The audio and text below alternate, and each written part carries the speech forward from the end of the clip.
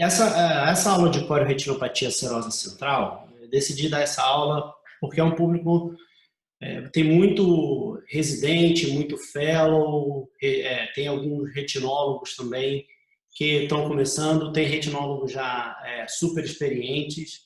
Então eu tentei fazer uma mescla de informações que vai desde o básico, de alguns conceitos, até a forma como a gente trata de uma forma um pouco mais avançada, que nem todo mundo costuma tratar, e etc. Bem, então, como é uma aula que tem uma abordagem do básico ao avançado, a gente não pode deixar de fazer uma pequena introdução à coriretinopatia serosa central. Uma doença que foi descrita há muito tempo, né, em 1866 por von Graefe, e desde quando ela foi introduzida até hoje, ela teve diversos nomes, né? Ela não foi chamada logo de cara de coriretinopatia serosa central, né? Bem, ela é uma doença em que a gente vê na apresentação clínica com descolamento seroso, né, da retina neurosensorial, ou seja, a gente tem o descolamento das nove camadas neurosensorial do EPR, né, que é o que a gente chama de descolamento seroso, né? E, eventualmente, a gente pode ter o descolamento do EPR também lá da BRU, que também é muito comum, tá joia? E quando a gente fala que ele geralmente é confinado à mácula, existe um porém aqui. A gente vê que geralmente ele é confinado à mácula porque é quando o paciente se apresenta para a gente com queixa. Porque é comum a gente ter serosa em regiões que o paciente não tem menor sintoma, então ele não vai te procurar. Às vezes é um achado de exame. Então ele não é único exclusivamente confinado à mácula, mas geralmente a gente acha ele lá na mácula porque é onde o paciente vai apresentar a queixa. Então, a epidemiologia, geralmente a gente vai ter homens jovens, né, de 35 a 50 anos, geralmente mais brancos a negros, bom? E é o que eu te falei, ele vai ser assintomático até atingir a mácula e, às vezes, ele é assintomático até o paciente utilizar aquele olho. Quantas pessoas a gente já não viu lá no nosso consultório, quando a gente tampa para fazer óculos, o paciente fala, não estou enxergando nada. Isso acontece muito. E nos pacientes idosos, existe uma maior chance de complicação. Por que existe? O que acontece? Se a cirrose é uma doença que comete mais pacientes jovens, a cirrose mais agudizada, quer dizer que ao longo da vida ele vai ter mais episódios de recorrência dessa cirrose, e quando ele for idoso, ele já vai ter alterações um pouco mais crônicas, que são essas alterações que podem fazer complicações secundárias. Joia? A gente tem uma incidência anual de 9 em homens, de 9, quase 10 casos a cada 100 mil, enquanto que em mulheres é 1,7. Isso dá uma diferença de que em homem dá 7 vezes mais do que mulheres. Então, assim, eu tenho um monte de rapaz jovem lá que vai tratar com serosa, mas eu consigo contar nos dedos o número de mulheres que tratam serosa comigo lá. Bem, e a fisiopatologia, que eu acho importante a gente entender. A gente vai ter dois pilares. Uma é desculpa o acento da coroide, que hoje já não tem mais, mas a gente vai ter uma coroide hiperpermeável, tá? Que acontece porque você tem um aumento de pressão hidrostática, e a gente vai falar por que essa pressão hidrostática aumenta mais para frente. E isso acaba gerando uma estase, uma isquemia, uma inflamação na coroide. Tá? Isso tudo pode influenciar ali na retina externa, a joia, que é basicamente o epitélio pigmentado da retina, né? Que a gente pode ter esse EPR influenciado por causa dessa pressão hidrostática, por isso, inclusive, às vezes a gente tem tanta pressão na coroide que faz o descolamento do EPR, né? Empurra esse EPR para cima. E aí esse EPR ele pode começar a apresentar pequenas quebras, né? Então a gente quebra essa barreira do EPR e aí o líquido começa a vazar para o espaço subretiniano, ou ele vai vazar para o espaço subretiniano quando a pressão hidrostática ela vence a função de bomba do EPR. Né? Então esse aqui é o exame de endocianina verde e a gente vê a diferença do exame normal com o exame da coroide, com uma hiperpermeabilidade bem importante aqui da coroide e bem difusa. Tá joia? Então, resumindo, essa é a fisiopatologia. E quais são os fatores de risco? Bem, isso é clássico, né? Todo mundo, quando fala correoretina serosa central, pensa basicamente em duas coisas. Uma é a questão do uso do corticoide e outra é a famosa personalidade do tipo A, que todo mundo repete. A personalidade tipo A. A gente não sabe o que significa, mas fala que é personalidade tipo A. Vamos chegar lá. Então, como é que o uso do corticosteroide ele pode influenciar nessa questão da coroide? Então, o corticoide ele pode aumentar a transcrição de receptores de catecolamina na coroide. Então, as catecolaminas, elas podem, quando aumenta essa expressão, elas vão aumentar a pressão hidrostática da coroide, certo? E isso também, o corticosteroide também pode influenciar na vasculatura da coroide. Que nem quando a gente também tem no glaucoma. Alguns pacientes, eles também podem ser influenciados pelo uso de corticoide, com a exposição de expressão de alguns genes e aumenta lá a questão do trabeculado. Então, esses pacientes, ele também têm alterações, só que ao invés de ser lá no trabeculado, vai ser lá na coroide, entendeu? Outra coisa que o corticosteroide também influencia é na síntese do colágeno da membrana de Bruch, que vai influenciar também nessa questão da troca entre os líquidos e etc. do espaço intersticial da coroide para o espaço subretiniano, e também ele pode influenciar na questão do efeito de bomba do epitélio pigmentado da retina. Tá joia? Então, se a gente tem nível... Eduardo, fazer só uma pergunta. Você faz aí alguma diferença entre mineralocorticoide e glicocorticoide? Então, sinceramente, Mário, eu não sei se existe muita diferença. Particularmente, eu não cheguei a investigar essa questão. Não sei se existe uma diferença. Se você souber.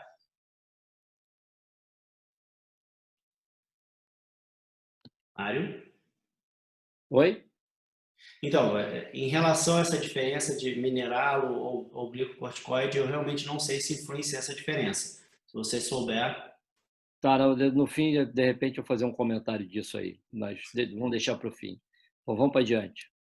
Então, vamos embora. Então, os níveis de corticosteroide sistêmicos e catecolaminas, elas vão influenciar dessa forma, como falei, né? Corticosteroide por causa dessa questão dessas expressões de catecolaminas diretamente, e as catecolaminas por questão do aumento da pressão hidrostática. A gente tem também a questão da gravidez, né? Que geralmente lá no terceiro trimestre a gente tem um aumento de cortisol, então alimentando toda essa cascata que eu falei posteriormente, e a personalidade tipo A, que geralmente são aquelas pessoas mais estressadas, são pessoas perfeccionistas, pessoas que têm toque, que gostam de tudo muito arrumado, que aquela coisa quando está fora do lugar, você já começa a ficar um pouco incomodado, então são pessoas que não conseguem sossegar o facho, e aí eles também podem ter, por causa de expressão de toda essa cascada de cortisol e adrenalina, etc., eles podem ser influenciados dessa forma. A hipertensão arterial sistêmica, refluxo gastroesofágico, álcool, uso de álcool, tudo isso existe uma hipótese de que pode influenciar, mas tudo isso ainda precisa de mais investigação para a gente ter aquele nível de evidência um pouco mais exato. E outros fatores de risco, né? Tem a questão do uso de antibióticos, a questão do H. pylori, aqui nesse slide é uma que todo mundo gosta de comentar, né? Algumas pessoas perceberam, alguns médicos perceberam que pacientes, quando eles começavam a tratar H. pylori, pacientes que tinham cirrose crônica, quando começava a tratar H. pylori, esses pacientes começavam a melhorar da cirrose, né?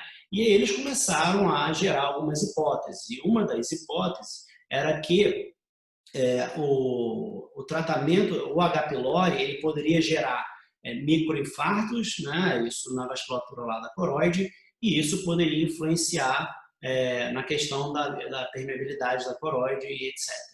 Joia? A apneia de sono, né? Porque a pessoa que tem apneia de sono, ela vai ter todo o seu sistema de cortisol, de estresse, ansiedade influenciado, tá bom? O uso de êxtase, né, e adrenalina, que geralmente eles vão estar com a mesma fisiopatologia, né, que são as catecolaminas, e os inibidores do PDE5, né? Para quem não conhece com esse nome, os inibidores do PDE5 são aqueles remédios que são utilizados para hipertensão pulmonar e também utilizado para disfunção erétil, né? Que é o Viagra, o Sildenafil, o Cialis e etc. Por que isso poderia influenciar, né, essas medicações? Porque alguns estudos mostraram que a coroide tem receptores análogos aos receptores dos corpos cavernosos.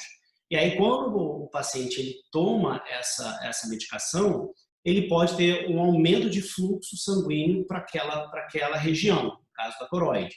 E aí, existem estudos comprovando, né, que quando o paciente utiliza os inibidores do PDE5, ele tem um aumento da espessura da coroide. Tá? Isso a gente fez até um estudo lá na Escola Paulista, que a gente fez o ultrassom Doppler medindo, né, nesses pacientes que fazem uso de PDE5. E quais são os sintomas? Bem, o paciente, a gama de sintomas, ela vai depender do estágio que o paciente está, claro, se é agudo, se é uma cirrose mais crônica, mas basicamente você pode pegar um paciente lá que tem a visão de 20/20 ou um paciente que tem a visão de 20/200, tá? E ele pode ter a visão de 20/20 mesmo com o descolamento seroso. Uma coisa que você vai perceber de diferença lá no seu exame é que às vezes um paciente que não tinha grau nenhum, na hora que você vai fazer a refração dele, para ele chegar no 20/20, você precisa hipermetropizar, botar mais grau mais positivo, né? Ele fica mais hipermétrope. E isso é clássico. O paciente chega lá, você olha no autorrefrator, já está uma hipermetropia. É que nem quando a gente pega alguns pacientes com um descolamento de retina reumatogênico. Você vê o autorrefrator todo esquisito, você já sabe que tem alguma coisa errada, né? Esse paciente ele vai se queixar de um escotoma relativo, lembrando para os residentes, né? Existe um escotoma absoluto, que o cara tem um preto, uma mancha preta, ele não vê nada através dessa mancha.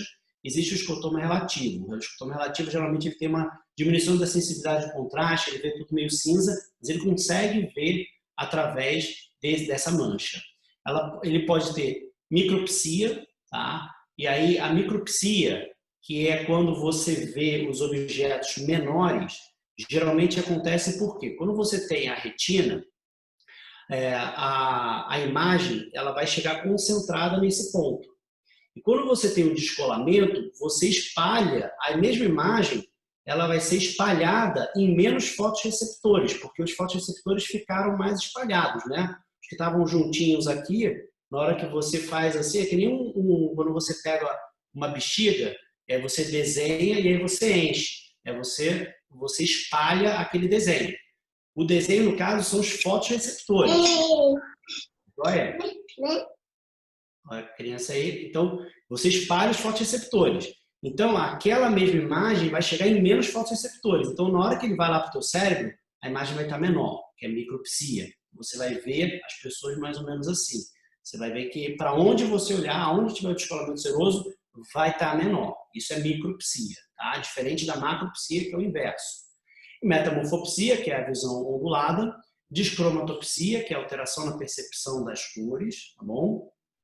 E a diminuição da sensibilidade ao contraste, que eu já falei. Né? E aí a gente tem a serosa, a gente pode ter algumas classificações. A gente pode ter a serosa aguda. Esses conceitos são um pouco mais chatos, tá, pessoal? Daqui a pouco a gente vai começar a mostrar a imagem, vai ficar um pouco mais legal.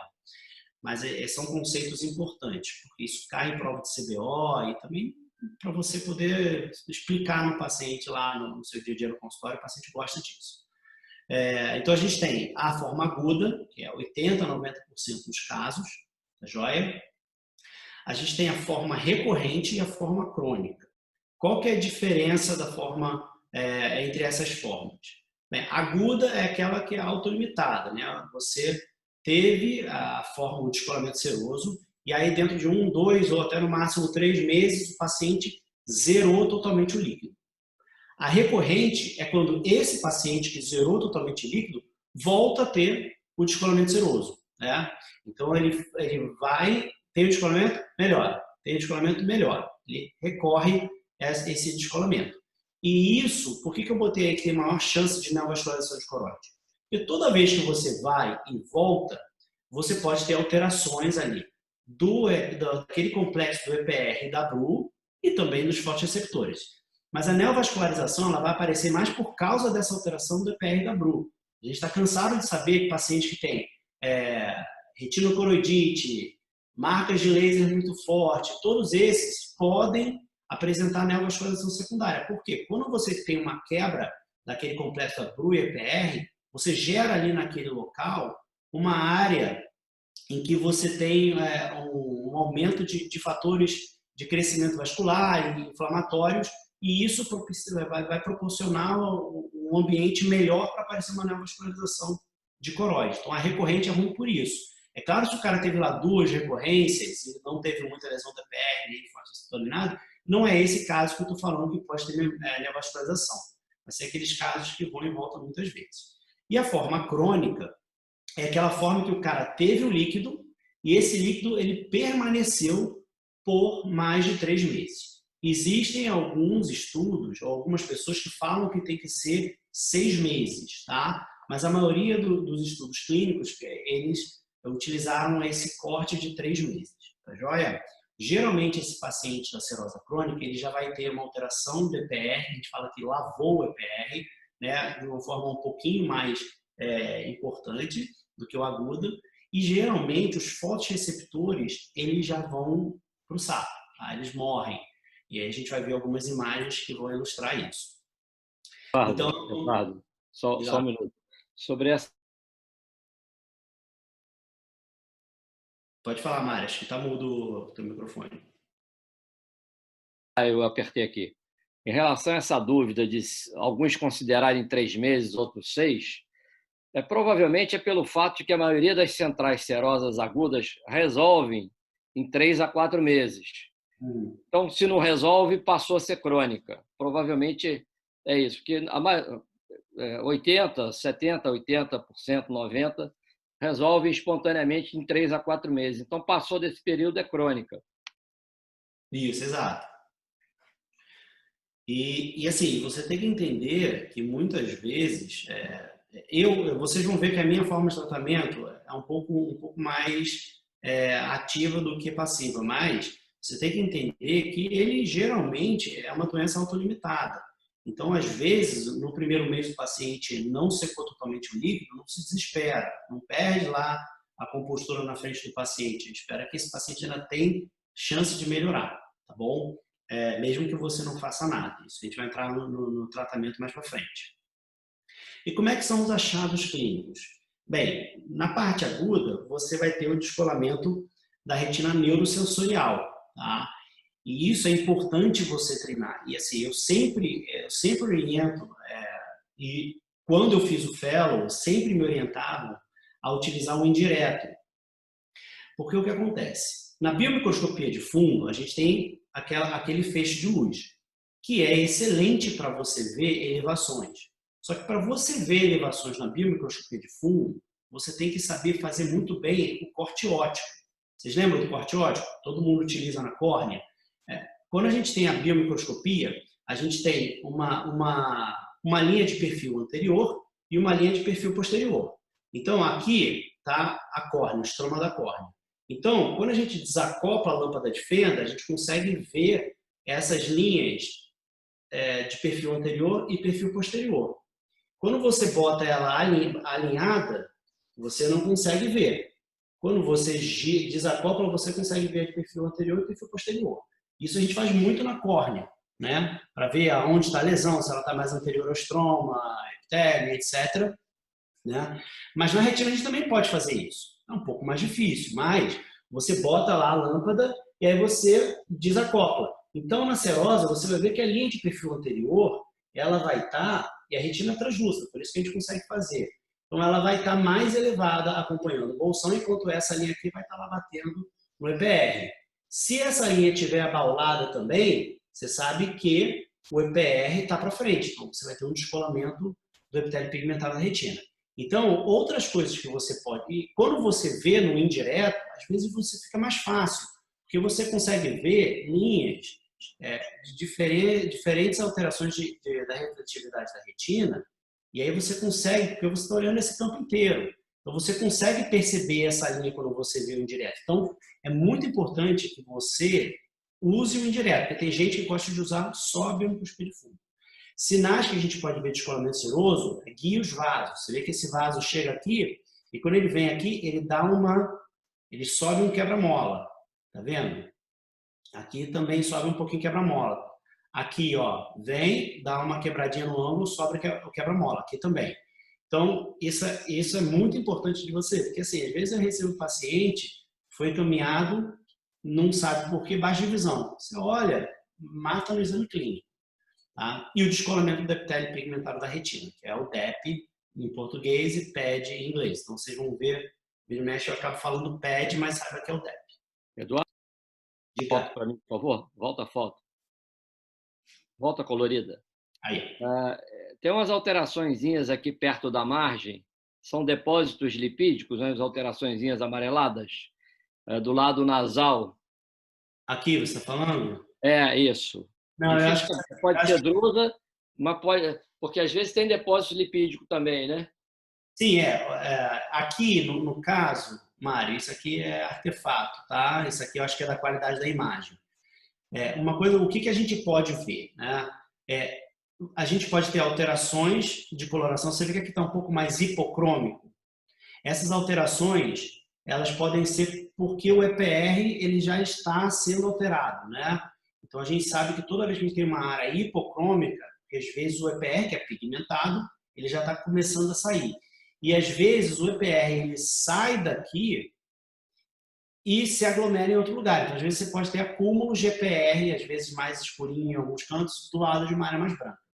Outra coisa que também é nessa mesma, o que você pode ter, é que o que o EPR faz? Uma das funções do EPR é pegar todos os metabólitos dos fotorreceptores e depurar. Quando o fotorreceptor, às vezes, ele está lá afastado do EPR, existe um acúmulo de material ali embaixo do EPR, que demora a ser, ali embaixo da retina, que demora a ser depurado. E aí eles podem ter, na retinografia, a imagem mais branca, como um material hipocrômico subretiniano. E quando a gente faz autofluorescência, às vezes ele pode aparecer como hiperautofluorescência, porque aquilo ali é um material pseudoviteliforme. Tem um pouco de lipofucsina ali que é metabólico do fotorreceptor. Tá? E aí vamos começar nos exames complementares, né? Que podem ajudar muito em caso de serosa, principalmente no acompanhamento. Tá bom? Então, o primeiro é a autofluorescência de fundo. Né? Rapidamente, o que ela vê? Ela vê se esse EPR está em, entre aspas, sofrimento, ou se ele está morto, ou se ele está são. Tá? Por que a gente fala em sofrimento? Porque, geralmente, o EPR ele não tem essa hiperautofluorescência aqui. Ele vai ter essa hiperautofluorescência quando tem alguma coisa errada e ele não está conseguindo depurar a lipofucsina, que é o fluorófilo que a gente vê na autofluorescência, não consegue depurar essa lipofucsina, ela se acumula mais nessas regiões, e aí você tem uma hiperautofluorescência, tá joia? Então aqui a gente vê uma autofluorescência e uma hiperautofluorescência. Então mostra que o EPR ainda está ali, funcionando, ele está te avisando que ele está sofrendo, tá? Isso no caso mais agudo. Quando a gente tem um caso mais crônico, né? E aqui a gente tem o famoso sinal da calha, porque você tem um descolamento seroso e aí por gravidade esse descolamento ele vai descendo e vai lavando, entre aspas, o EPR, que é o sinal da calha, a gente já tem um EPR que morreu, consequentemente a retina em cima dele morreu, não produz mais a lipofucsina, os metabólitos, então fica hipoautofluorescente. E aí a gente consegue ver, em geral, nas bordas dessas alterações hipoautofluorescentes, alterações hiperautofluorescentes. Joia? Então isso aqui é o clássico sinal da cara. Eduardo, só uma pergunta.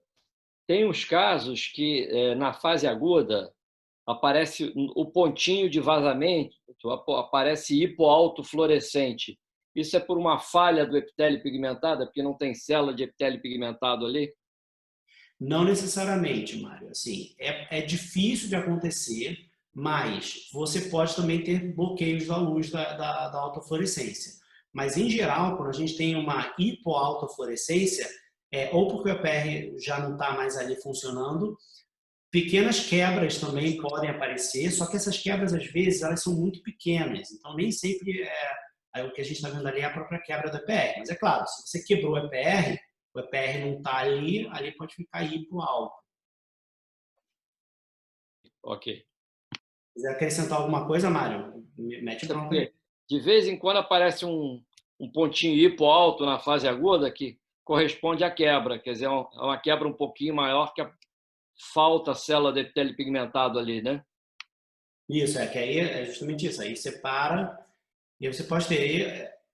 Muitas vezes eu vejo esses pontinhos hipoalto de quebra, mas quando ela já não é tão aguda, né? Quando aquele local de vazamento ele já recidivou, aí tende a ter mais alterações desse tipo. E aqui a angiografia fluoresceínica. Eu acho que a angiografia fluoresceínica ela é muito importante, tá? Mas eu não peço logo de cara em todos os pacientes de serose, tá bom? Chegou aquele caso agudo, primeiro episódio do cara, paciente você excluiu todos os outros diagnósticos diferenciais, seja através de exames ou seja através de avaliação clínica. Primeiro eu dou uma chance de tratar aquele paciente sem angiografia, tá? Mas a angiografia ela tem um valor muito importante. Como é que ela vai funcionar? Bem, a gente sabe que teoricamente o EPR intacto, ele não deixa vazar fluoresceína através da sua barreira. Então, quando a gente tem uma quebra ou um aumento da permeabilidade do líquido pelo EPR, a gente começa a ver ao longo das fases sinal de uma hiperfluorescência, né? Que a gente vai ter, né? Deixa eu só aumentar aqui para a gente ver. Então, a gente vai ver que ele vai aumentando de intensidade ao longo do exame, joia? E esse é o sinal mais comum da serose, tá? Porque as pessoas viram e falam assim, mas não é o famoso enxaminé, como esse aqui, né? Que vai vazando e aí faz aquele guarda-chuva, como se tivesse uma chaminézinha soltando fumaça. Esse é o mais característico, mas ele não é o mais comum. Se a gente for botar em porcentagens, 80% dos casos que você fizer uma angiografia, você vai ter aquele ponto único de vazamento. E os outros 20, 30% do caso vai ser o enxaminé. Uma outra alteração que você pode ter também são o que a gente chama de pinpoints, esse moteado, que você pode ter, você não tem aquele ponto de chaminé e nem aquele ponto único, você tem vários pontinhos. Geralmente você tem esse achado em seroses mais crônicas, né?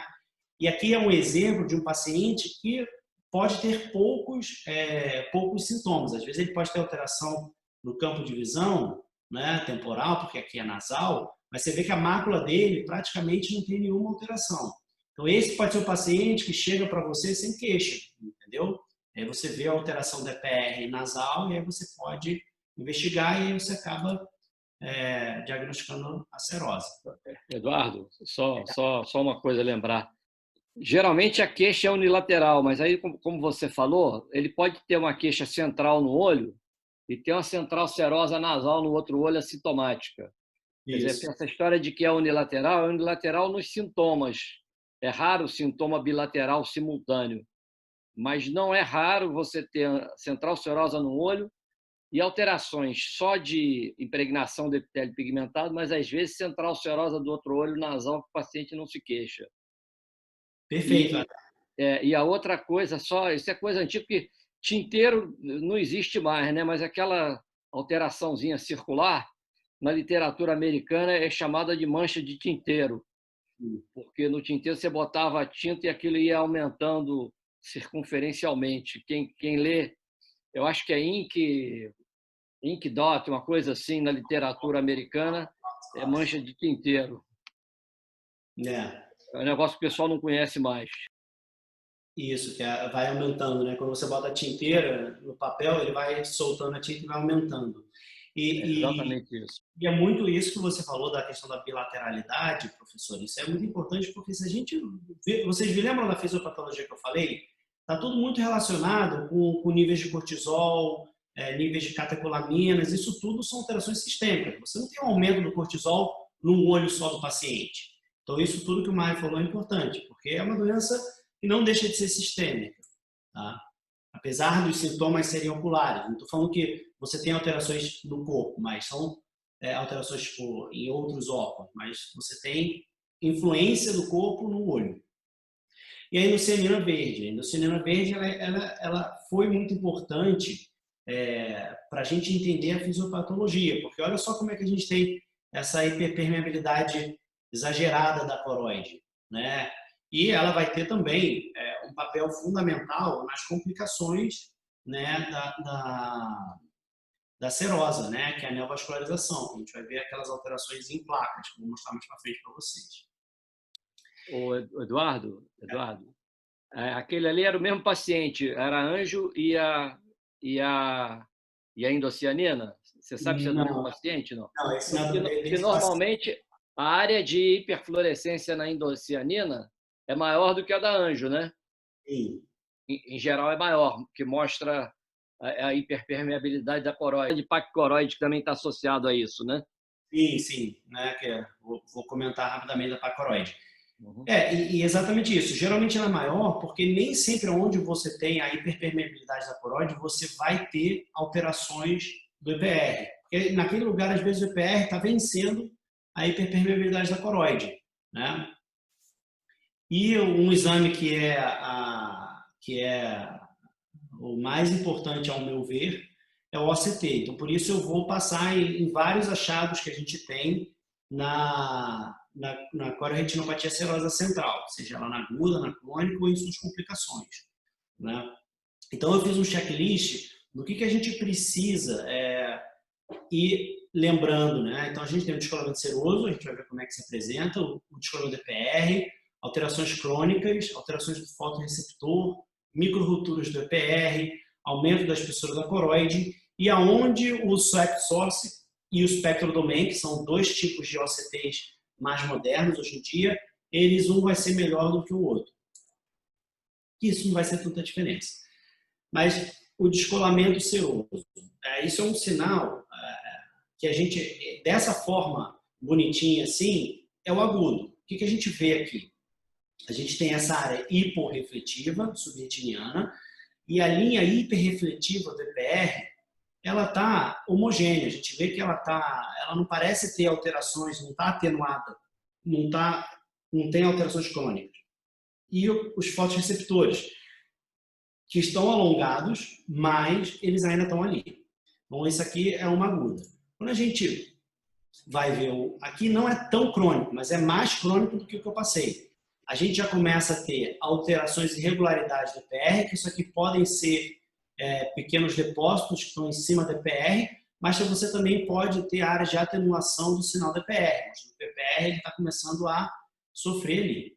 E os fotorreceptores que antes eles estavam mais alongados, edemaciados, eles começam a ficar mais irregulares nessas áreas, e aí a gente começa a ver que os fotorreceptores começam a morrer nesses casos aqui, e aqui também de uma serose um pouco mais crônica. Tá? Então aqui uma serose crônica, a gente tem aqui já alterações de refletividade na autofluorescência, tá vendo? Áreas de hiperautofluorescência com áreas de moteamento hipoautofluorescente, aquele sinal da calha aqui. Então a gente vê que isso aqui provavelmente já tem um certo grau de cronicidade, e quando a gente vai fazer o OCT, a gente vê alterações dos fotorreceptores. Você vê que tem um fotorreceptor perdido aqui, e aqui a gente já praticamente não tem mais fotorreceptor. Aqui mais um fotorreceptor perdido, outro, e assim vai. Então esse paciente, ele tem uma chance, de, mesmo que esse líquido suma, desapareça, de manter uma visão mais baixa. Joia? E aqui outra alteração crônica é quando você tem uma alteração do EPR, consequentemente uma alteração da retina externa, e aí toda a retina colada, entendeu? Porque é estrutural. Uma vez que você atrofia a retina externa, a retina interna acaba caindo. E aqui a gente tem uma alteração que é a separação do EPR, tá vendo? da membrana de Bruch, que é um sinal de dupla camada, que se eu falar mais na frente é a sua importância. E outro sinal de cronicidade é nem toda serosa vai ter líquido somente subretiniano, ela pode ter líquido intrarretiniano. E o líquido intrarretiniano ele é um sinal de cronicidade. Então, eu já vi muita gente falando, isso não é serose, ele tem líquido intrarretiniano, isso pode ser outra doença, ou está neovascularizado. Não, a serose crônica, ela pode sim, por alterações estruturais da retina. E uma coisa muito importante, né, isso aí é um artigo publicado do Rosman, lá da Escola Paulista de Medicina, do Luiz, que eu acho isso muito importante. Apesar da microperimetria não ser um exame que a gente vê em todas as clínicas, ele é um exame anátomo-funcional muito bom. Você consegue correlacionar alterações anatômicas com função. Porque hoje em dia o ACT é estrutural, anatômico. A angiografia é anatômica. Eles não vão dizer se a função daquilo ali está funcionando bem. A microperimetria vai. E uma coisa interessante é, quando você pega o paciente com um descolamento agudo, você faz uma microperimetria nesse paciente, se ele tiver uma diminuição de 20 decibéis, e quem utiliza esses decibéis é quando ele percebe de luz, de intensidade de luz. Se ele perceber menos 20 decibéis do que teoricamente seria o normal, esse paciente tem um pior prognóstico. Então a gente consegue ver aqui esse paciente que tem alterações, vai pela cor, está mais para o vermelho, vermelho geralmente é pior, não é? Então esse aqui ele está mais vermelhinho, e esse aqui ele tem menos vermelhinho. Você vê que esse aqui ele absorveu o líquido de uma forma mais rápida do que esse aqui. Então, a microperimetria ele tem um valor preditivo no prognóstico importante, segundo esse artigo do Rosman. Tá? E isso talvez seja importante, não para você dizer que o paciente está ferrado no futuro, mas para você virar para aquele paciente e falar assim, lembra que o professor Mário falou que ele é autolimitado? Talvez, nesses pacientes com a microperimetria com perda de 20 decibéis, ela não seja tão autolimitada assim. Então, talvez nesse paciente seja interessante você ser um pouquinho mais enérgico no tratamento e tratar ele para você evitar aquelas alterações de fotorreceptor, EPR, de cronicidade. Joia? Então, isso é importante. Se tiver oportunidade, eu sei que não é fácil, mas se tiver, ótimo. E outra coisa são os descolamentos do EPR, né? Que são os PEDs, os DEP. Que é aquela questão, né? Você tem aumento da pressão hidrostática, né? Ali, e faz com que ele eleve. E muitas vezes, depois que o líquido subretiniano ele vai embora, muitas vezes o PED fica. E às vezes o PED ele pode ser a única alteração que o paciente vai ter. Às vezes o paciente ele tem metamorfopsia, mas não porque ele tem um líquido embaixo da retina, porque aqui ele não tem. Aqui a gente vê o EPR e a Bruch aqui embaixo. Isso aqui é um descolamento seroso do EPR, né? Então, ele vai ter metamorfo porque está embaixo da fóvea, está deixando a fóvea irregular, o paciente não está muito feliz. Joia? E o outro tipo de descolamento, que esse aqui você tem que prestar muita atenção, que quando a gente tem esse descolamento irregular, que aqui é um sinal de dupla camada bem grosseiro, tá? Mas olha como é que a refletividade dentro desse EPR está heterogênea. A gente tem áreas mais escuras, áreas mais claras, áreas mais escuras, áreas mais claras. Isso mostra que ali dentro você não tem somente um líquido seroso. Ali você deve ter vasos que o estroma do vaso é mais hiperrefletivo, o lumen do vaso mais hiporrefletivo. Então, provavelmente isso aqui é um PED fibrovascular, um descolamento fibrovascular. Né? Então, e ele é importante, porque o que é um PED fibrovascular? Uma membrana neovascular, nesse caso secundária, alterações crônicas do EPR. Então, nesse caso aqui, você tem que fazer tratamento com anti-VEGF. Aqui, ele tem uma refletividade mais baixa e homogênea. A gente pode chamar ele até de seroso, mas aqui é heterogêneo fibrovascular. Eduardo, deixa eu só... Sai daí. Eduardo, deixa eu te fazer uma pergunta aqui. Falando aí atrás. Eduardo, você falou lá atrás, assim, perde os fotorreceptores. Nessa imagem aí está muito bom, porque você tem o PED fibrovascular e tem esses pinpoints aí hiperreflectivos, que são dos fotorreceptores, mas é o segmento externo dos fotorreceptores, né? Que solta, que são renovados e vão se soltando. Porque as outras camadas relativas aos fotorreceptores, nessa fase ainda tem alguma preservação, não é isso? Isso, aqui, ó, essa aqui é a limitante externa, E, né? isso. E aqui é a elipsoide, que é onde já foi embora. Uhum. Tá, Elipsoide está aqui, né? Que é o ISOS, né? Para quem... isso. E a gente vê a E- limitante externa, tá vendo? Que ela vem, ó, e mas eu estou continua. dizendo, na fase, aqui já é mais cru, mas na fase mais aguda, o que começa a perder primeiro é o segmento externo dos fotorreceptores, né? Começa, né? Lá da parte mais perto você imagina que é mais perto lá do EPR. Como é uma doença que ela começa lá da coroide e vai subindo, a gente pode usar essa analogia para a perda também da retina externa. Uhum. Tá, ok. E aí aqui a gente tem, nesse caso, correspondente a isso, a gente tem exames contrastados. Aqui a angiografia fluorescênica e aqui a endocianina verde. Né? Olha aqui, na endocianina verde a gente consegue ver mais a vasculatura da coroide, mostrando aquela lesão em placa. Né? A angiografia fluorescênica, ela às vezes ela pode confundir um pouco a gente, porque uma cirrose crônica sem membrana, às vezes ela pode ter achados muito parecidos, entendeu? Porque você tem lá um defeito em janela, então o contraste de certa forma ele vai impregnar, ele vai extravasar mais ali, porque não tem EPR para bloquear. Só que na endocianina verde a gente consegue ver bem essa lesão em placa aqui, tá? da neovascularização de coroide. E uma coisa que é muito importante, eu já peguei colegas oftalmologistas confundindo o descolamento da retina com o descolamento do DPR. Então aqui, né, o pessoal lá de São Gonçalo teve uma aula recente sobre isso, eles já devem saber diferenciar. Mas o que acontece? Geralmente, no descolamento seroso da retina, a gente mantém essa linha de hiperrefletividade que é o EPR. O EPR continua grudadinho aqui na BRU. Quando a gente tem o descolamento do EPR, a gente tem uma linha bem fininha aqui, porque só tem a BRU, tá vendo? Outra coisa geralmente esse ângulo aqui da elevação da retina neurosensorial ele é mais fechadinho, ele é mais agudo, enquanto que no EPR ele pode ser maior, tá vendo aqui? Ele é um pouquinho mais aberto do que esse. É claro que ele também pode ser fechado.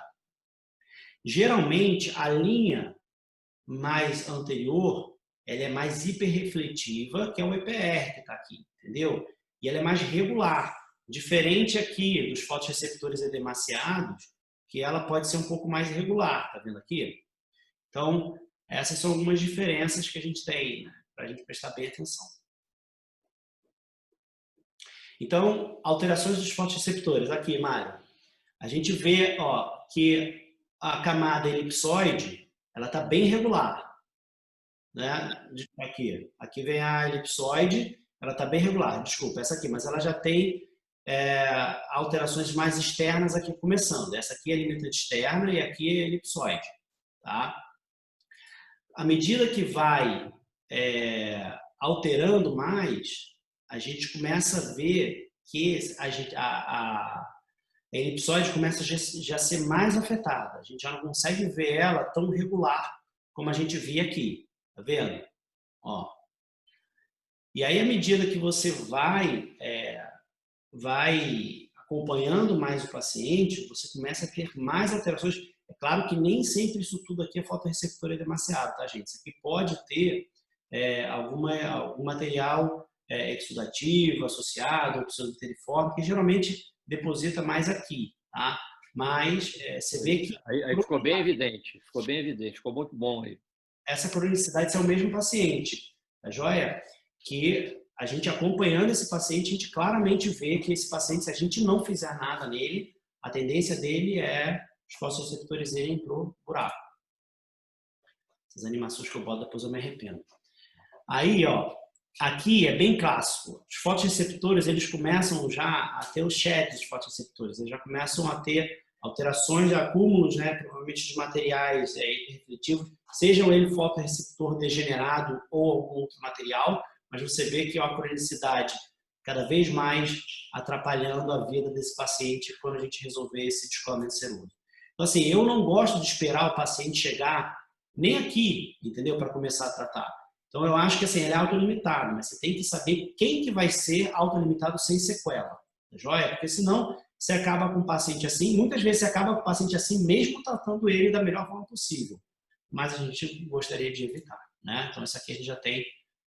E uma outra coisa legal, aqui que a gente conseguiu pegar nesse OCT, a gente vê que o EPR tem um descolamentozinho seroso e, ó, a gente tem uma alteração na refletividade aqui, mostrando uma provável micro-ruptura do EPR, perpetuando esse líquido. Aí fica difícil desse paciente, com a micro-ruptura do EPR, ser autolimitado. Porque esse buraco vai continuar aqui, entendeu? Então, talvez, o problema é que é perto da fóvea, né? Então, assim, é complicado você tratar aquele caso ali. Já estamos quase terminando, tá, pessoal? Daqui a pouco a gente vai entrar no tratamento. Uma outra coisa importantíssima, né? Que inicialmente a gente falava somente na serosa, é a questão da espessura da coroide, tá? Então, que claramente você vai ter os pacientes com serosa central com uma coroide mais espessa. Então, você pegou aquele paciente com uma coroide pequenininha dessa, com descolamento seroso, você tem que abrir o seu leque diagnóstico. Porque, assim, pode ser, mas não é o que a gente vê normalmente. Tá joia? Então, o que é uma coroide espessa? Aí todo mundo vai... Isso me perguntam direto. Ah, qual que é o número mágico de PAC coroide, de coroide espessa? Não existe o número mágico. Não vou falar para você 353,7212. Não existe o número. Entendeu? Só que o que eu costumo chamar de coroide espessa? Geralmente a coroide, num paciente normal, ela tem a mesma espessura de coroide do que a retina. Então, geralmente, no centro da fóvea, tá? Então, geralmente, se a retina ela tem lá 250 micras, a coroide vai ter mais ou menos 250 micras. Você tem uma retina de 250 micras, uma coroide de 350, provavelmente aquela coroide está espessada, tá? Agora eu vou fazer um parênteses aqui que o professor Mário comentou da PAC coroide. E, Mário, fica à vontade de entrar se você quiser falar alguma coisa. Eu, particularmente, eu não uso muito esse termo PAC coroide. Eu acho que PAC coroide, eu sempre falo nas aulas, e eu posso estar enganado, claro, eu penso mais ou menos assim. Imagina que você tem lá a coriretinopatia serosa central, a polipoidal, epitelepatia, você tem um monte de coisa lá no seu desktop, um monte de ícone, tá? Uma sujeira no seu desktop. Aí você cria uma pasta chamada PAC coroide, você arrasta tudo ali para dentro. Eu acho que no final das contas, as doenças continuam sendo as mesmas doenças, só que eles botaram um grupo chamado PAC coroide. Mas eles começaram a falar sobre uma fisiopatologia da PAC coroide. E o que seria isso? A PAC coroide seria um aumento da coroide, e aí vasos grandes, que eles chamam de PAC vessel, vasos aqui, por exemplo, um PAC vessel, né, que é essa área de hiporrefletividade aqui no coroide, eles comprimem a córeo capilar, né, porque eles são grosseiros, eles vão lá e empurram a córeo capilar, e aí quando você comprime a córeo capilar, naquela região ali você pode ter alterações de perfusão, de inflamação e etc., levando às alterações de epitelepatia, alteração do EPR naquele local, fazendo o extravasamento do líquido, etc. Então é mais ou menos isso que eles pensam. Para mim, eu continuo pensando como antes. Eu tenho lá a polipoidal, uma alteração mais vascular, né, que a gente tem os pólipos, aquele branch vascular network, a gente tem essas coisas. A gente tem a serosa, que é por essa hipermeabilidade da coroide, tem a epitelepatia, que provavelmente é secundário não somente essa alteração da coroide, mas também algumas alterações do próprio EPR PC, entendeu? Então, assim, é isso que eu penso da PAC coroide. Mas se você falar isso para o Bailey Floyd e o David Sarraf, eles se matam, entendeu? Eles não vão aceitar isso. Mas, enfim, cada um interpreta de uma forma. É como eu interpreto. Acho que no final das contas não vai fazer a menor diferença. Você vai trocar o cara do mesmo jeito. Eu acho que eles agrupam... Tem um grupo de doenças que, coincidentemente, tem PAC coroide, tem efusão veal, tem lá uma série de doenças. Todas elas têm uma coroide espessa. Então, é um grupo de doenças que está englobada no grupo das chamadas PAC coroide, mas não que tenha uma fisiopatogenia comum. Exato. É exatamente isso que eu penso. Eu acho que eles botaram lá no grupo coroide espessa. Mas se a gente for agrupar por causa de uma estrutura, a gente vai ter que, então, doenças da PAC retina. Aí a gente vai ter oclusão arterial, PAN, AMN. Então, assim, para mim não faz muito sentido fazer isso, mas tudo bem. Tá lá, tem gente que defende, mas também isso não vai fazer muita diferença não, tá, pessoal? Vocês podem chamar como quiser. Então, aqui, ó, a chulapa de coroide. Olha aqui que eu falei sobre um vaso enorme, comprimindo a córeo capilar, com alterações aqui. Aí você mostra isso para ele, pro Bailey Freud, ele vai falar assim, aqui uma epiteliopatia pacoroide. Não está errado, tá certo. Mas quem te garante que isso aí não é um cara que teve várias serosas, foi, e você só pegou o cara sem líquido, e aí isso aqui já é uma alteração daquela lá do EPR que você lavou. Não sei. É advogado do diabo aqui. Outra coisa, passar rapidamente, porque isso talvez não tenha... Eduardo, desculpe, volta aí. Olha só o que eu falei. Do ponto de hipoalto coincidindo com o ponto de vazamento provável ali na anjo. Você está vendo que tem 2 pontos. Ó, aqui do lado nasal, na anjo, tem um pontinho. Aqui. E mais temporal tem outro ponto. Esses 2 pontinhos hiperfluorescentes na anjo coincidem com hipoaltofluorescência. Você falou, já é um caso mais crônico, mas provavelmente tem 2 roturinhas de epitélio pigmentado nesse ponto nasal e naquele temporal, que são mais hiperfluorescentes. Isso, aqui, ó. Dá para ver bem aqui, ó. Esse pontinho que é isso aqui, ó. Isso, e o temporal também, que é mais hiperfluorescente, é hipoalto na autofluorescência também. Isso. Que é justamente mostra que não tem PR, ó. Você vê que aqui ela tá o hipoalto, ela tá mais difusa. Mais difusa. Mas ali hipoalto mesmo, uma quebra aí bem... nesse nasal tá bem coincidente. Para ver bem. Então vamos lá. A diferença entre swept source e spectral domain. Para quem não sabe, esses são 2 aparelhos que já tem aquela resolução altíssima que a gente vê, tá bom? Eu acho que alguém levantou a mão aí. Se quiser, Nelson, Mário, ver o que alguém quer perguntar alguma coisa? O Nelson que coordena, vai saber quem foi. Não, no final a gente vê, se tiver algum questionamento, a gente vê. Beleza. Então eu vou acelerar aqui que a gente já tem quase 1 hora de aula. Então, a diferença é o spectral domain, que é aquele OCT que a gente tem antigo não é, mais clássico, o spectralis, o Cirrus, o Optoview, eles têm um comprimento de onda um pouquinho menor do que aquele, por exemplo, o Triton da Topcon, né? Que ele é swept source.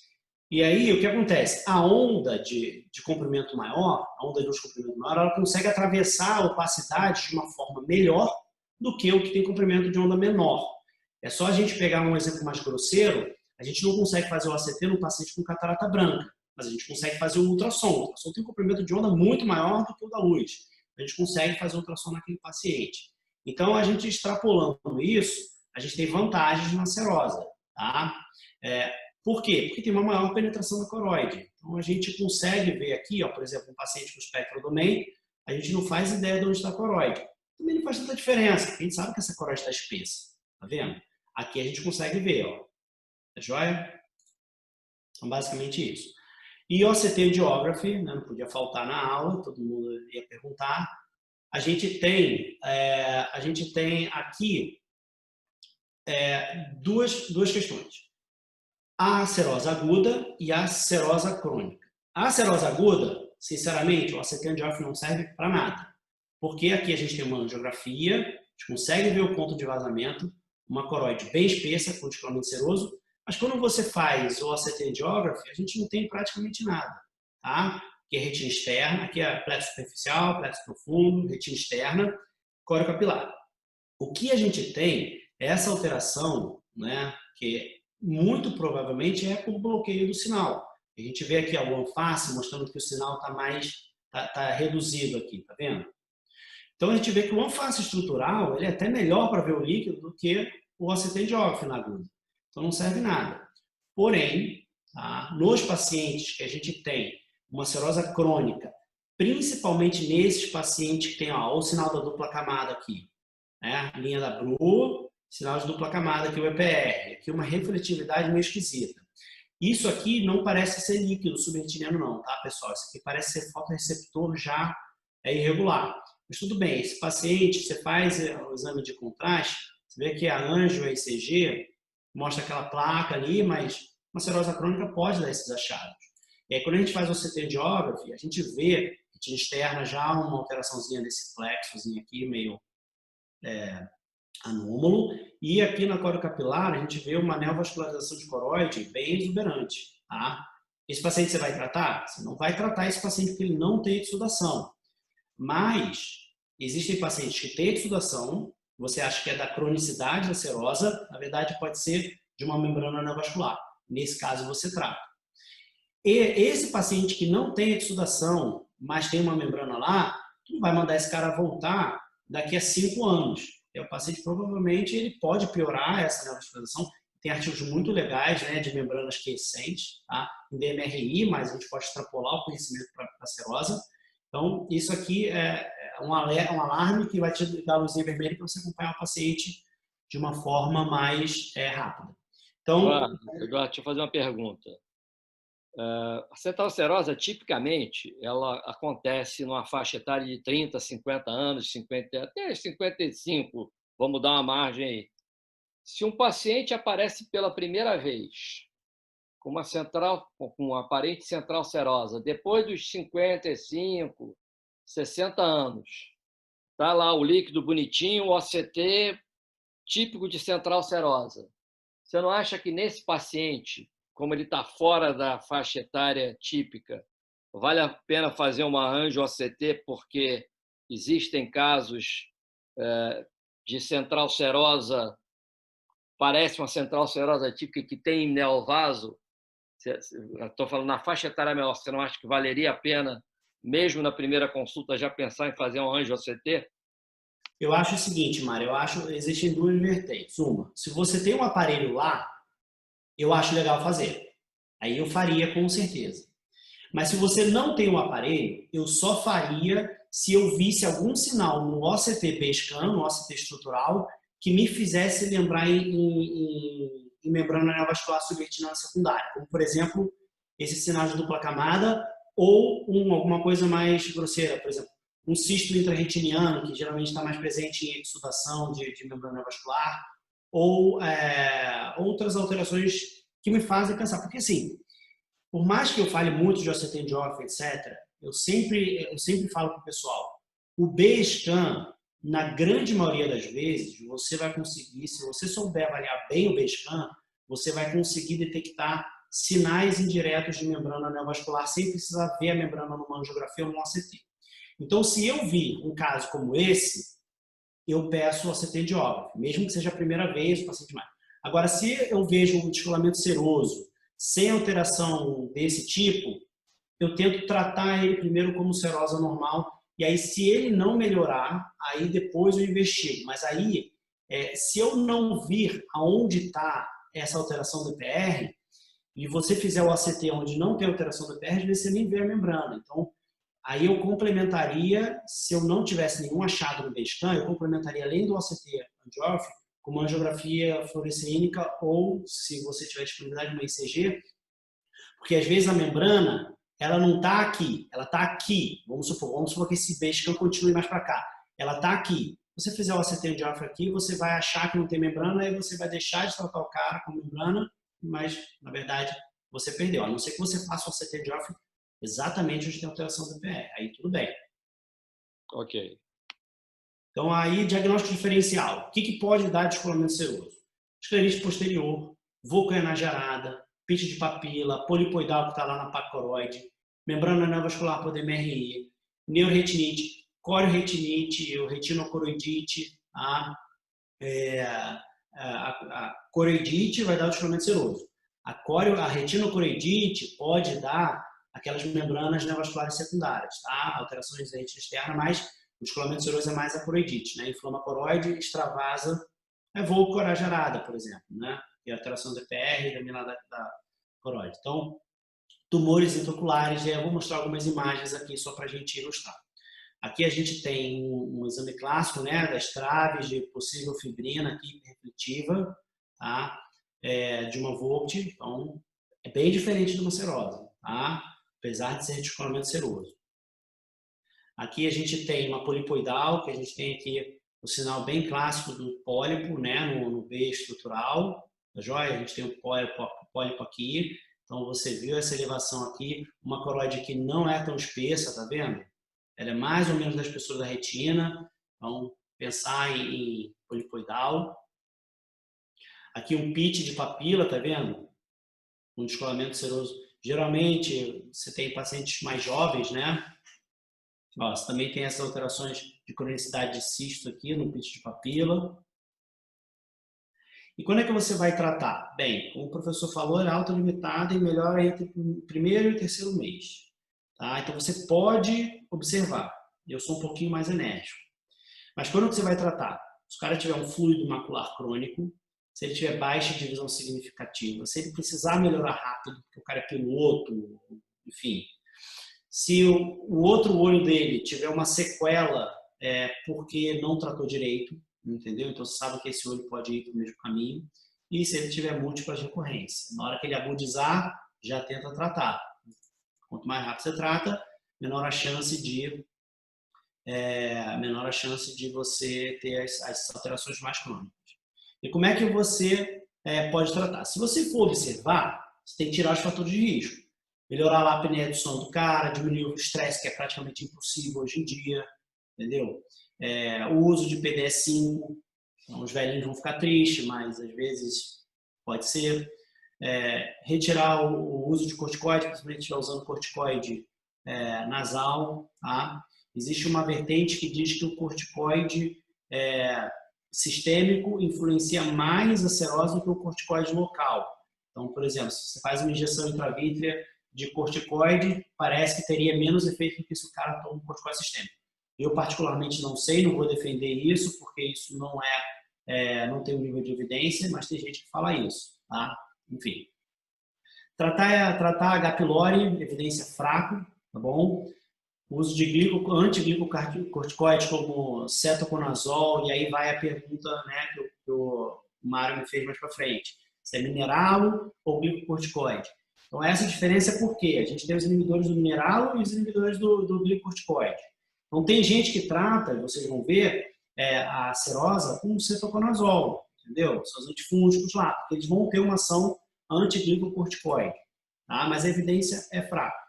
E tem, né, aqui, ó, os antagonistas dos mineralocorticoides, tá vendo? Essa é aquela pergunta que o professor falou. Então, eu realmente não sei, porque eu não costumo tratar o paciente com cetoconazol, por exemplo, mas tem gente, acho que tem alguém da USP que trata, com resultados excelentes, tá? Eduardo, eu ia falar isso aí, porque o Eprelone e a espironolactona bloqueiam a aldosterona, né?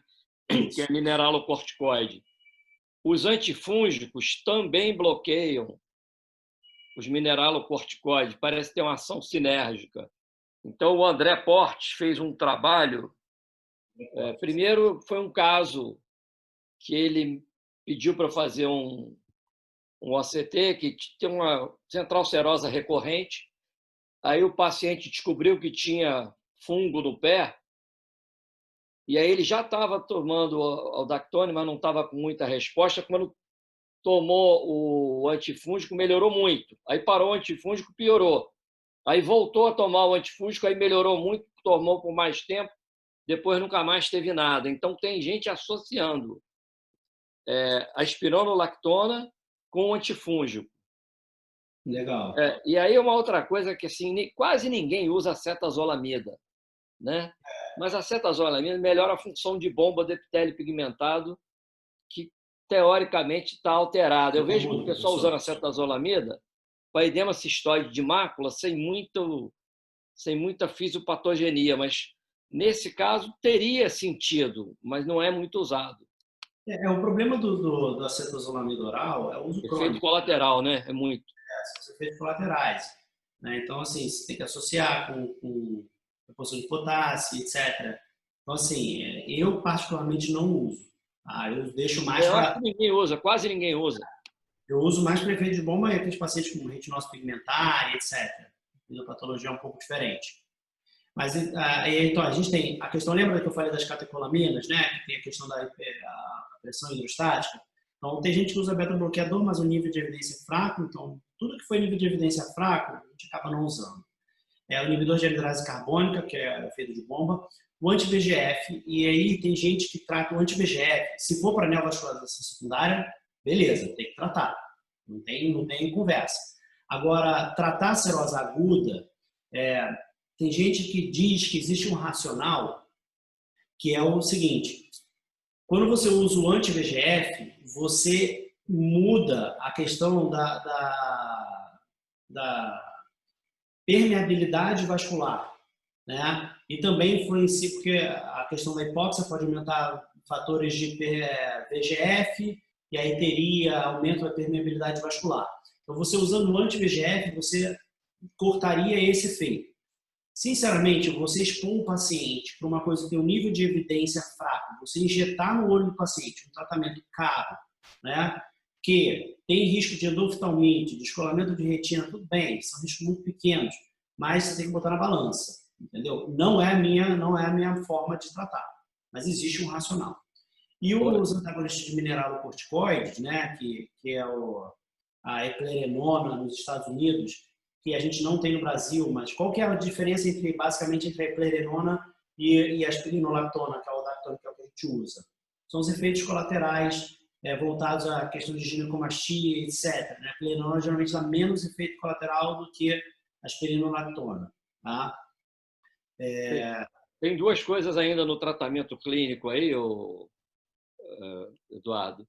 Uma coisa é que os antifúngicos, eu esqueci de falar, o antifúngico bloqueia também os hormônios sexuais. E tem muito mais em homem do que em mulher. Isso provavelmente é por a diferença que existe entre homem e mulher são os hormônios sexuais. Então, o antifúngico parece que age nisso. Agora, uma coisa que funciona, se eu posso te garantir que funciona, porque eu usei muito tempo, é você mandar o paciente tirar férias e tomar sedativo.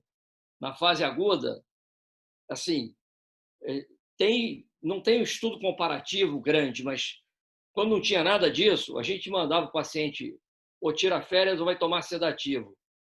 É claro que o 80% a 90% melhora sozinho, mas você tirava o sedativo, o cara piorava. Então, isso não está na lista, mas na literatura...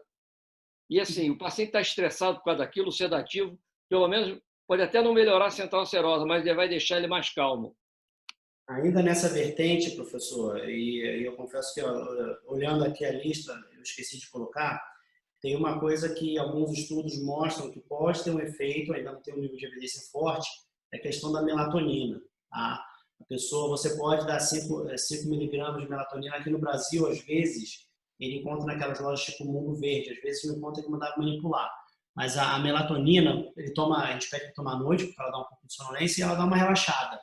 Então, tem gente que com melatonina também ajuda por essa questão, né? Da questão da ansiedade, do estresse, etc. É diminuir a ansiedade. Melatonina também é uma que eu já usei algumas vezes. Então, você tem que tomar muito cuidado com os efeitos colaterais da espironolactona. Então, a dose 50 que os estudos estudaram, tanto na eplerenona quanto na espironolactona, 50 miligramas por dia.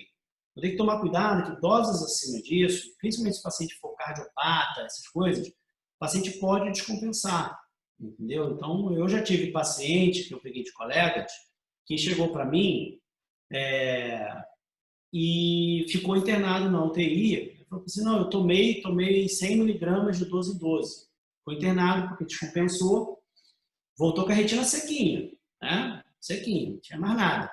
Mas às custas de quase ir para o outro lado. Então, outra coisa de lembrar da espironolactona é que, teoricamente, deve ser dada à tarde, que é o pico de mineralocorticoide. Tem uns autores que recomendam que se dê, sei lá, entre 2 e 5 horas da tarde, porque é o horário de pico do mineralocorticoide. Legal, essa informação eu não sabia. Tem gente que passa 25 de 12 em 12, tem gente que passa 50 uma vez por dia. Tá? Eu passo 50 uma vez por dia, acho mais fácil, o paciente esquece menos.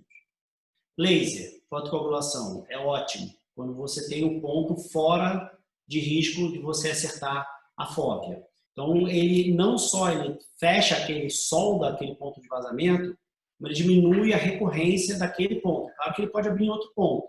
Então, ele é rápido, melhora rápido. Às vezes, tu faz o laser na semana seguinte ou na outra semana o paciente já está zerado, entendeu? Você vai no ponto de vazamento, você vai precisar de uma anjo. Geralmente, eu uso um spot, se for mais afastado da fóvea, eu uso um spot um pouquinho maior, né, de 200, exposição mais baixa, porque eu não quero que a marca cresça, uma exposição menor ela ajuda nisso. e é mais para extrafoveal ali que tem menos risco, tá bom? Outra coisa é que você pode usar o PDT, e o PDT é excelente para lesões mais centrais. Eduardo, só dois detalhes. Para mim, extrafoveal é fora da zona avascular foveal. Se tiver fora da zona vascular foveal, pelo menos uns 100 micra fora, para mim já é extrafoveal. Tem gente que tem mais medo, porque a marca de laser ela cresce depois de um tempo. Então ela pode invadir a fóvea. Mas a coisa mais importante na fotocoagulação é que tem que ser uma fotocoagulação leve. Não pode ficar branco, tem que ser um cinza bem levinho. Agora, você ali está englobando todos os tipos de laser, o verde e o amarelo e micropulso, não? Porque assim, aqui, não, o micropulso eu vou falar aqui, mas eu não fiz distinção para o tipo do laser. É importante porque tem laser que ele começa a queimar mais da coroide, laser vermelho, por exemplo, mais da coroide até chegar na retina. O laser amarelo, ele já começa mais superficial. Então, isso é importante porque, às vezes, um laser vermelho ele vai deixar uma cicatriz maior porque você teve que usar uma potência maior para poder esquentar aquele PR. Então, tem que tomar cuidado. Por isso que, assim, usa marca de intensidade leve a moderada, como eu botei aqui. Então, assim, mas eu não fiz distinção, porque eu acho que você vai titular o laser e titula fora de uma zona de risco, vai lá e titula nasal, entendeu? E depois você vai lá e faz o laser. Mas tem que, isso aí é importante lembrar, é leve a moderado, porque senão o pessoal pode passar do ponto e quanto mais intensa também, maior a chance de membrana neovascular secundária. Exatamente. Né? E acho que eu até comentei aqui. Não botei, mas tá no do... Mas realmente, a membrana secundária, se faz uma marca muito grande, pode acontecer. Não é tão comum, mas pode no laser. O PDT, ele é excelente para lesões mais centrais. O problema do PDT é o custo da beta-ecurfina e a dificuldade que você fazer a importação direta. Nem todo mundo tem um aparelho de laser calibrado disponível para fazer, né? É caro a beta-ecurfina. Uma ampola de beta-ecurfina é 7 a 8 mil reais. Imagina, tudo bem, você pode fazer em vários pacientes, mas não é um nível de tratamento que a gente faz no consultório. Então, a técnica você pode fazer com fluência reduzida ou não, ele é ótimo, tá? Porque ele pode ser central, tá bom? Efeito colateral depende, se você não titular muito bem, você pode ter alterações de EPR e membrana secundária, mas isso é mais para o laser, tá? Para o laser de argônio. E a outro é o laser, seja ele um laser subthreshold, que é o do endpoint management, que é o da Topical, né? Que é o Pascal, ou seja o micropulso. Ele é um tratamento que eu gosto particularmente muito de usar, porque ele não tem efeitos colaterais. Então, você não marca o EPR. A teoria dele é que você, através de um estímulo térmico, mas um estímulo térmico não dando EPR, você começa a estimular o EPR a funcionar melhor na questão da bomba. Então, ele melhora, ele ajuda, se você fizer ele direito, ele ajuda na brevidade desse líquido subretiniano e, consequentemente, dos sintomas. Vantagem é que o paciente você fez, ou não deu certo porque você não titulou direito, ou porque o paciente recidivou, você pode fazer de novo. A cada 3 meses você faz, não tem problema nenhum. Né? E você pode usar em lesões subfoveais, perifoveais, porque ele não marca, ele não deixa sequela, não tem que ter medinho, vai lá. Até fico brincando quem está aprendendo, fala, tá com medinho de passar na fóvea? Pô, então, tem que passar, tem jeito. Porque, às vezes, na fóvea, onde o EPR está funcionando melhor. Você tem que estimular EPR, tem que fazer no EPR doente, mas tem que fazer em volta no EPR são. O EPR são é o que tem maior capacidade de reabsorver líquido. Então, se você estimula ele ajuda o EPR ruim a funcionar. A desvantagem é que, como não é comum, é difícil titular. Existem formas diferentes, eu não vou entrar no mérito de como você titula, existem basicamente 2 formas. Quem quiser, tem meu e-mail aí, me manda mensagem no WhatsApp, que eu ensino. Mas é difícil a titulação, porque se você, como não marca, você não sabe se você está tratando ele a menos, entendeu? E se marcar, você está tratando ele a mais, mas para marcar, tá?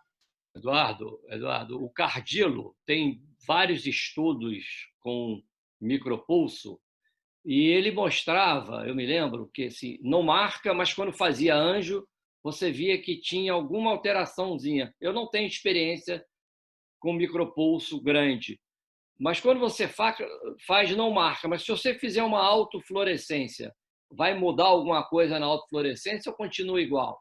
O micropulso, por definição, professor, ele não é para ter marca nem na anjo, nem na autofluorescência. Tá? Então, eu uso como acompanhamento dos meus pacientes de micropulso a autofluorescência, eu faço anjo. E eu recentemente até fiz um tratamento no paciente, que ele até queixou de uma piora da visão. Eu falei assim, putz, será que eu queimei a foda do cara?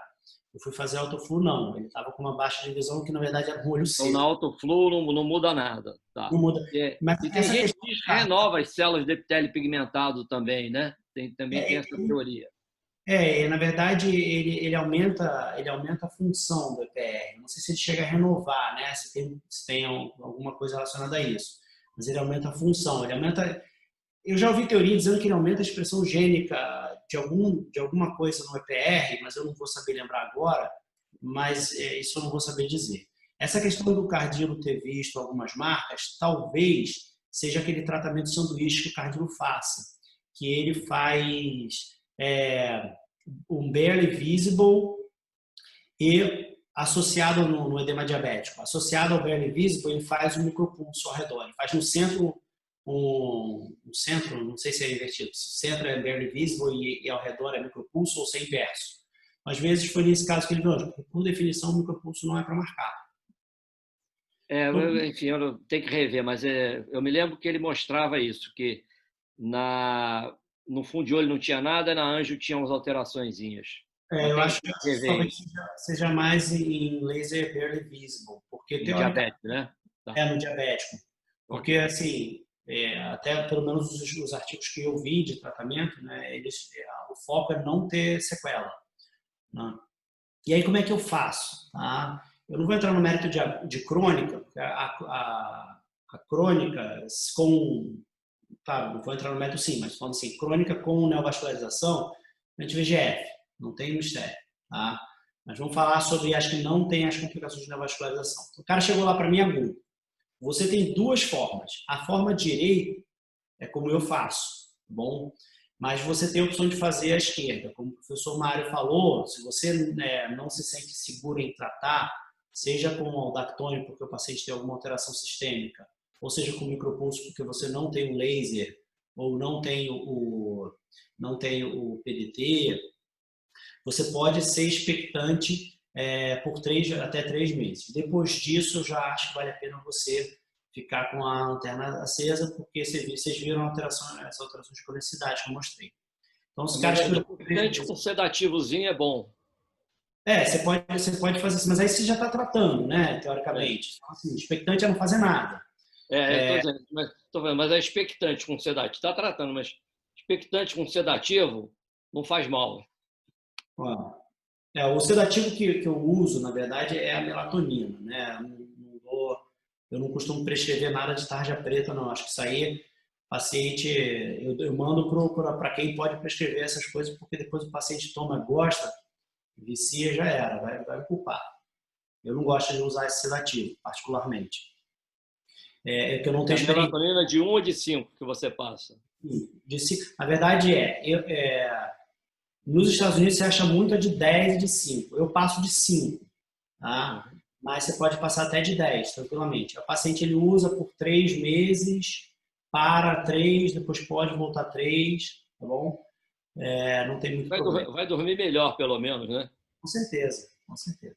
Não, mas é bom, eu tenho serose. Aquele que eu mostrei o ACT de off da aguda é meu, tá? Mas aí depois, graças a Deus, nunca mais recidivou. Eu tinha uma época que eu estava um pouco estressado, eu tomava melatonina, é bom. Então, você pode ser expectante por até 3 meses, mas se ele não melhorar, 6 lá, já começa a lançar a mão da melatonina, do aldactone, micropulso, PDT. Como é que eu faço? O paciente chegou para mim, geralmente é paciente jovem. Se o paciente é jovem, ele não vai ser aquele hipertenso, cardiopata, etc. Só que seja um cara que tem uma vida muito farreira, né? Usa esses exes da vida, como a maioria dos R1, R2, né? Tô brincando. Mas se o paciente não tem nenhuma comorbidade, eu já entro com o aldactone. E aí falo para ele, olha, você vai usar o aldactone 50 mg por dia, seja 25 de 12 em 12, seja 50 uma vez por dia, seja manhã ou seja noite, tá? Eu uso o Aldactone. Aí eu falo para o paciente, ó, a gente tem a opção do micropulso. Muitas vezes, eu falo que não tem sequela, não tem nada, mas muitas vezes o paciente não faz micropulso por dois motivos. Primeiro, porque às vezes ele fica com medo, por mais que você explique que não tem sequela. Segundo, porque tem um custo. O micropulso ele não é coberto pelo convênio e o paciente, às vezes, né, não tem condições de pagar, né? Então, o que eu combino com o paciente? Ó, te dou o Aldactone, te vejo em 2 semanas. E, geralmente, em 2 semanas, o paciente já melhorou um pouco o líquido ou o paciente sumiu. Tem paciente que some com 2 semanas, já some o líquido com o Aldactone. Sumiu o líquido com o Aldactone, beleza, eu já até paro o Aldactone, eu não mantenho ele por um mês. Agora, se chegou lá com 2 semanas, o paciente não melhorou, ou piorou, eu viro para ele e falo assim, ó, não deu muito certo. Vamos manter o Aldactone por mais 2 semanas para completar um mês? Vamos associar o micropulso? Se o paciente associar o micropulso, beleza. O paciente não, daqui a um mês. Aí eu falo, ó, chegando um mês, se você não melhorou, eu vou querer usar o micropulso, tá? Se o paciente não quiser usar o micropulso, chegou num mês, 2 meses, ele não melhora, aí eu faço angiografia. Eu não costumo manter o Aldactone por mais de um mês, tá? Eu tenho muito medo dos efeitos colaterais. Eu já vi paciente, graças a Deus não foi meu, com ginecomastia. Então o cara ele melhora a serosa, mas ele vai voltar com a serosa porque ficou estressado porque criou peitinho, entendeu? Então assim, tomar cuidado, tá? Isso é uma coisa que depois botam na sua conta, porque está escrito na bula, entendeu? Então é basicamente assim que eu faço. Eu me alonguei um pouquinho, pessoal, desculpa, mas obrigado pelo tempo aí. Eu vi que muita gente ficou até o final. Obrigado pela presença de todo mundo, especialmente Nelson e Mário, Ana Maria, o pessoal do Henrique, pelo convite de poder apresentar a aula aqui.